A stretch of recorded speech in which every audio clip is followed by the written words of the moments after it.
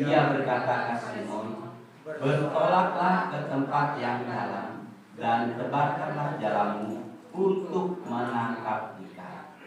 Ya, puji nama Tuhan, ada kalimat yang saya garis bawahi, yaitu tebarkanlah jalamu untuk menangkap ikan. Ya, pada minggu yang pertama, bertolaklah ke tempat yang dalam, dan hari ini tebarkanlah jalamu. Saya sudah beberapa kali mengikuti orang menangkap ikan. Mereka aktif dan mereka semangat. Dan yang menarik di situ adalah kalau di tempat yang dalam kita lempar pancing ataupun jala, kalau tidak mendapat ikan, kayaknya rasanya capek sekali gitu ya. Karena untuk menariknya butuh tenaga, yaitu bayangkan sampai 30 meter ke bawah. Kita lempar dan kita menarik dan tidak mendapat ikan, kayaknya tenaganya sia-sia. Harus aktif, harus ada usaha untuk menangkapnya. Ya, kita baca ayat yang kelima ini. Simon menjawab, Guru, telah sepanjang malam kami bekerja keras dan kami tidak menangkap apa-apa. Tetapi karena Engkau yang menyuruhnya, aku akan menebarkan jala. Dikatakan, Guru, telah sepanjang malam kami bekerja keras dan kami tidak menangkap apa-apa. Kira-kira kalau saudara di posisi mereka dan kawan-kawan saat itu, apa yang terjadi? Semalam tidak istirahat, capek juga, belum istirahat lalu diperintahkan. Coba saudara bayangkan saudara di posisi itu. Nah, kalau kita melihat ini adalah sikap apa yang bisa kita pelajari dari Simon dan kawan-kawan ini adalah sikap kerendahan hati untuk taat kepada perintah Tuhan. Ada satu sikap kerendahan hati untuk taat kepada perintah Tuhan. Simon tidak berdalih untuk menolak perintah Tuhan. Tetapi dari omongannya kita tahu bahwa dia sedang menolak. Dia katakan, karena Tuhan yang menyuruh dan saya lakukan. Ada sikap kerendahan hati untuk mau taat melakukan. Kenapa saya katakan demikian?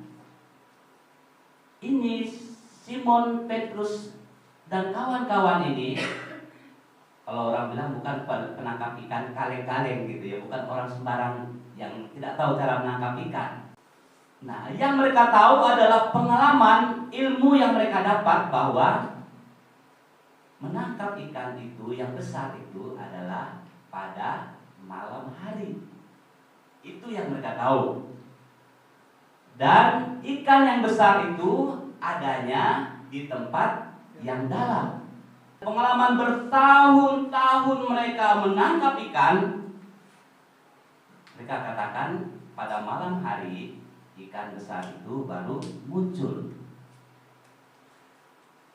Karena pada malam hari udara sudah dingin dan karena mereka besar dan mereka perlu suatu hal kesejukan, akhirnya mereka timbul ke atas. Dan untuk menangkap ikannya lebih gampang. Pada siang hari, ikan-ikan besar ini dia bersembunyi di laut yang paling bawah dan di tempat karang-karang di Pak Lap saya. Ya, di bawah karang-karang untuk supaya badannya tetap adem. Coba saudara bayangkan kalau mancing di karang-karang mungkin bisa masuk akal, tetapi kalau melempar jala di tempat karang, apa yang saudara pikir? Kemungkinan besar jala itu akan nyangkut karena ikannya bersembunyi di karang. Nah, coba saudara ada di posisi mereka yang penangkap ikan dan ahli tahu musim untuk menangkap ikan, kapan menangkap ikan, apa-apa persiapannya, mereka sudah lakukan. Tapi ya namanya orang katakan sial lah ya. Hari itu memang mereka sudah prediksi dan mempersiapkan sesuatunya dengan bersebaik mungkin. Strategi, alat-alat semua yang mereka gunakan pada waktu mereka semalam menebar jala. Apa yang terjadi? Orang istilah orang sekarang zong ya. Tidak mendapat apa-apa. Ilmu, strategi, kepintaran, keahlian mereka untuk menangkap ikan tidak menjamin mereka berhasil menangkap ikan. Kembali saya katakan bahwa saat mereka sudah siang sampai di tepi dan pinggir pantai, mereka udah beres-beres jalannya, mungkin dengan kondisi yang ya sudah tidak dapat. Kalau kita dapat ya beres jalan yang sudah dapat ikannya tidak apa-apa, tapi kalau tidak dapat ini kayaknya berat sekali. Nah, waktu membereskan jala, lalu Tuhan katakan, Simon Petrus, sini bertolaklah ke tempat yang dalam, tebarkanlah jalamu. Itu siang-siang loh, pada waktu siang. Nah, tentu dia katakan bahwa guru, malam aja kami tidak dapat, apalagi siang kan gitu kalau dia bisa ngomong ya. Apa yang sedang mereka pikirkan, strategi yang mereka lakukan selama ini, itu yang saya katakan kemarin bahwa kepintaran kita seapa sih, ilmu kita seapa sih, kalau kita tidak serahkan kepada Tuhan, apalah gunanya?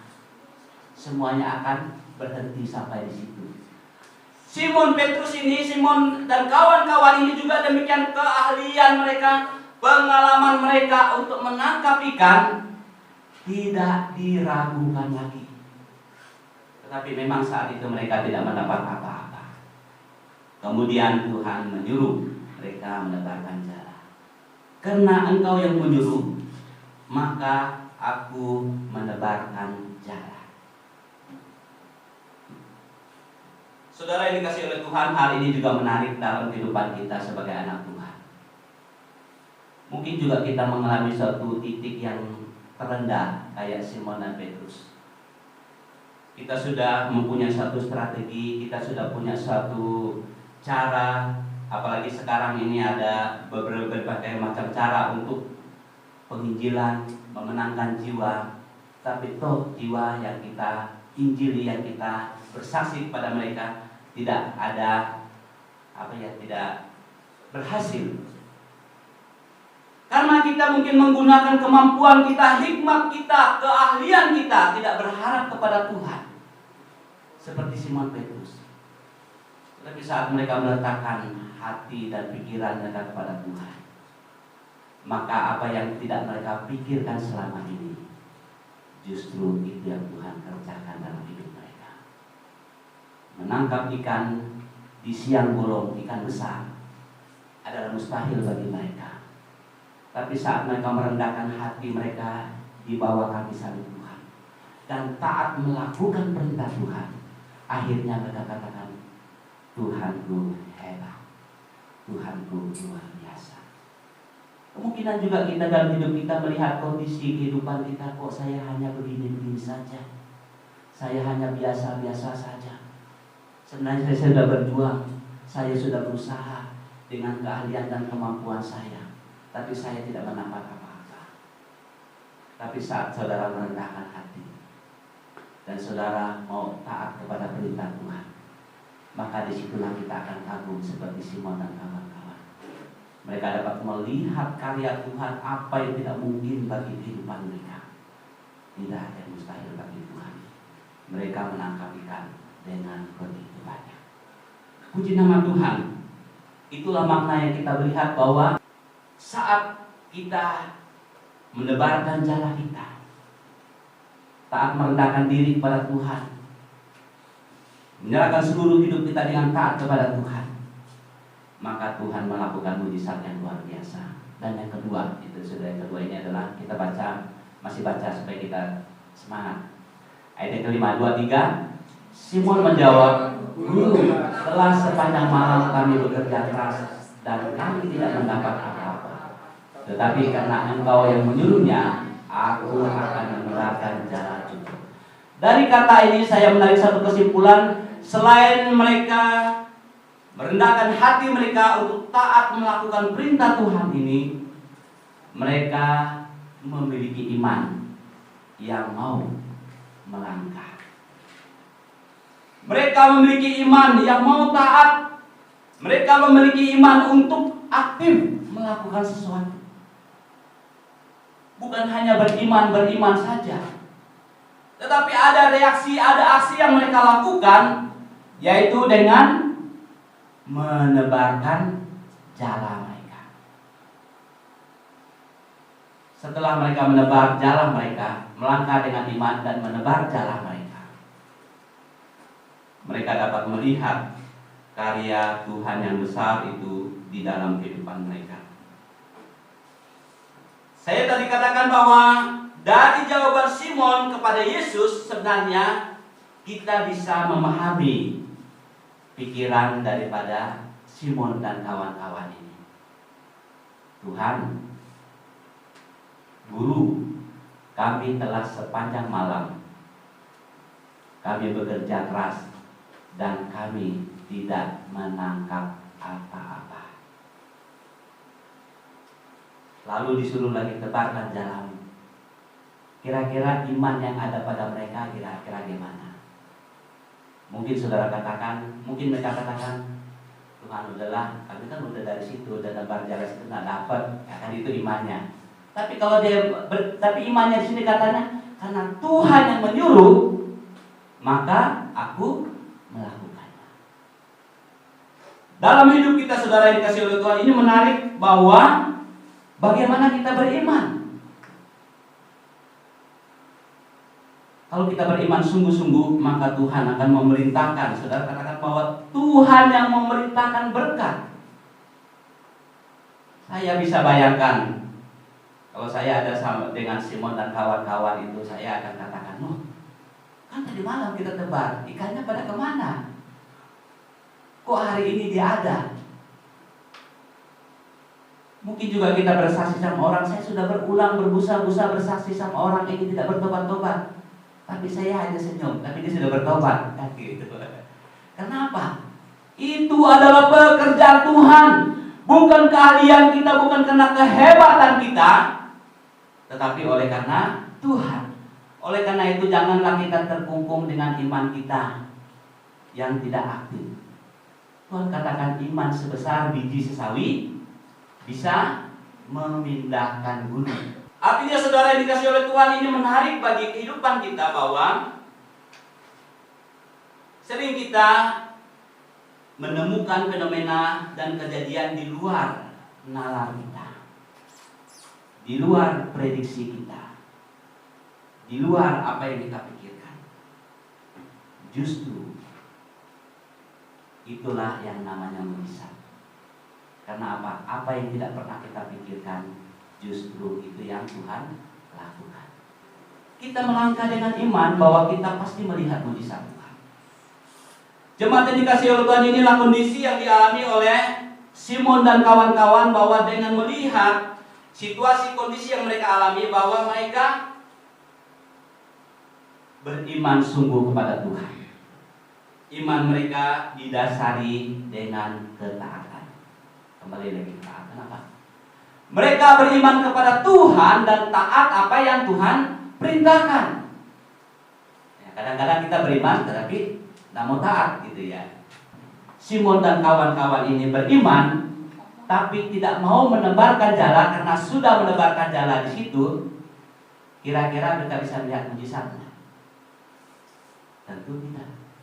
Kalau disuruh mungkin menebar tempat yang lain, mungkin mereka akan berpikir, oh, tadi malam di sini tidak ada, kemungkinan ikannya sudah pindah ke sini, makanya kami menjala di situ. Tetapi mereka disuruh menjala tempat yang sama.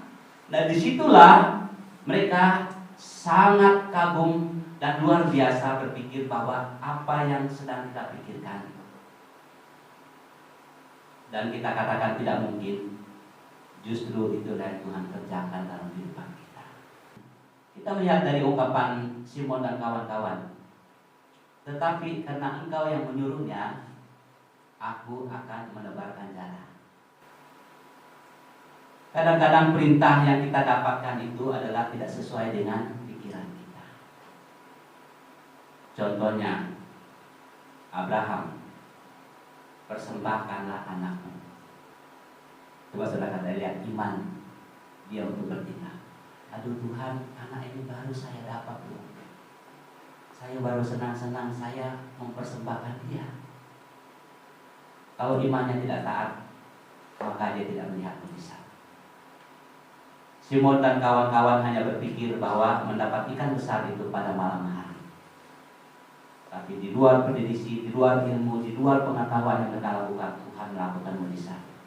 Sehingga dikatakan bahwa perahu mereka penuh, hampir karam. Jalan mereka sudah mau koyak. Kenapa? Saking banyaknya ikan. Dalam kita memberitakan Injil, ini juga benar. Mungkin kita katakan, saya sudah berulang-ulang ngomong sama orang ini, tapi dia belum ada reaksi untuk bertobat. Jangan bosan-bosan. Tuhan tetap mengatakan, jadilah garam dan terang. Kamu harus jadi berkat. Dan saat kita menyaksikan Tuhan dalam kehidupan mereka akan bertobat. Jemaat yang dikasih oleh Tuhan, sebagai kesimpulan bagi kita adalah, tema kita pada minggu kedua ini adalah tebarkanlah jala.